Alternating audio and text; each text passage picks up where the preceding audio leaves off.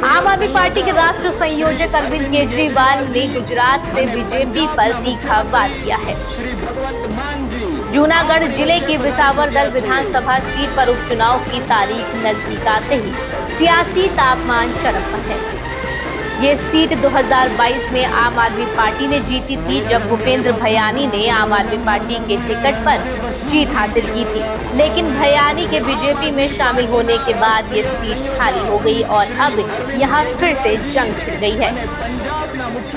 31 मई 2025 को विसावदर में आम आदमी पार्टी के उम्मीदवार गोपाल इटालिया ने नामांकन दाखिल किया। उनके साथ थे दिल्ली के पूर्व मुख्यमंत्री अरविंद केजरीवाल, पंजाब के मुख्यमंत्री भगवंत मान और दिल्ली की मंत्री आतिशी। इस मौके पर आम आदमी पार्टी के भव्य रोड शो का आयोजन किया गया, जिसमें हजारों समर्थकों की भीड़ ने हिस्सा लिया।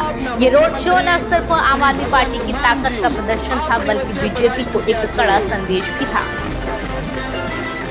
नामांकन के दौरान अरविंद केजरीवाल ने बीजेपी पर सीधा हमला बोला। उन्होंने कहा, बीजेपी ने पहले कांग्रेस के विधायकों को तोड़ा, फिर हमारे विधायक को खरीदा, लेकिन मैं बीजेपी को चुनौती देता हूं। गोपाल इटालिया को खरीद कर दिखाए, मैं राजनीति छोड़ दूंगा। ये बयान न सिर्फ सियासी हलकों में चर्चा का विषय बन गया, बल्कि विसावदर की जनता के बीच भी इसने जोश भर दिया।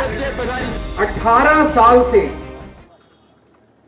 आप लोगों ने बीजेपी को विसावदर में घुसने नहीं दिया, है कि नहीं है?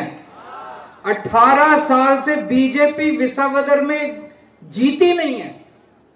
गुजरात में उनकी सरकार है, लेकिन विसावदर में उनकी सरकार नहीं है। पहले कांग्रेस को वोट दिया आपने, इस बार आम आदमी पार्टी को वोट दिया। तो बीजेपी ने क्या किया? विसावदर पे हमला कर दिया, विसावदर के लोगों का अपमान करना शुरू कर दिया। आज मैं बीजेपी को चैलेंज करने आया हूं। इस बार हमने भी अपना सबसे बड़ा हीरो आपके सामने रखा, गोपाल इटालिया।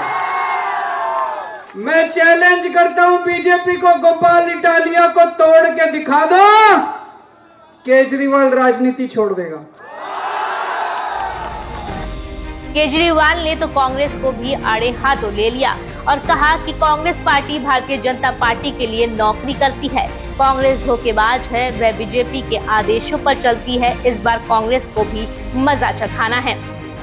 ये कांग्रेस गुजरात के लोगों के लिए काम नहीं करती, ये बीजेपी के लिए काम करती है। बीजेपी की चाकरी करती है, ये बीजेपी की नौकरी करती है। कांग्रेस करती है कि नहीं करती है?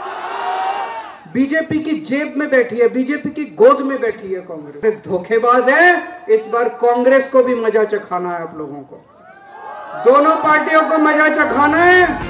वहीं केजरीवाल के साथ इस मौके पर मौजूद पंजाब के सीएम भगवंत मान ने कहा कि भाजपा की फैलाई गंदगी को साफ करने के लिए विसावदर में झाड़ू चलाना पड़ेगा।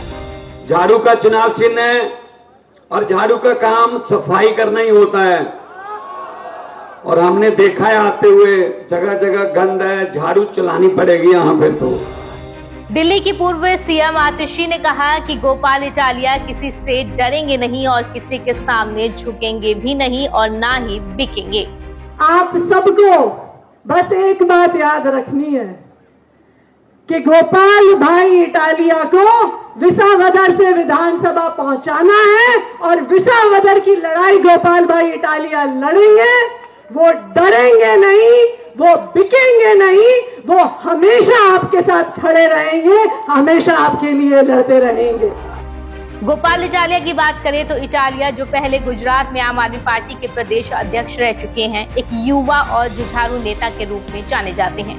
2022 के विधानसभा चुनाव में उन्होंने सूरत की कतारगढ़ सीट से चुनाव लड़ा, लेकिन जीत हासिल नहीं हुई।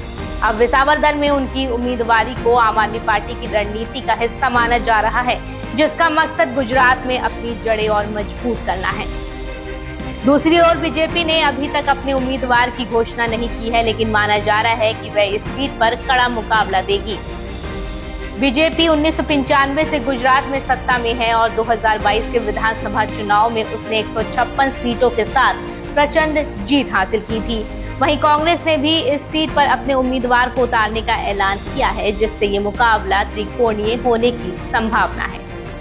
विसावदर सीट का इतिहास भी रोचक है। यहाँ की जनता ने पिछले 18 सालों में बीजेपी को ज्यादा मौका नहीं दिया।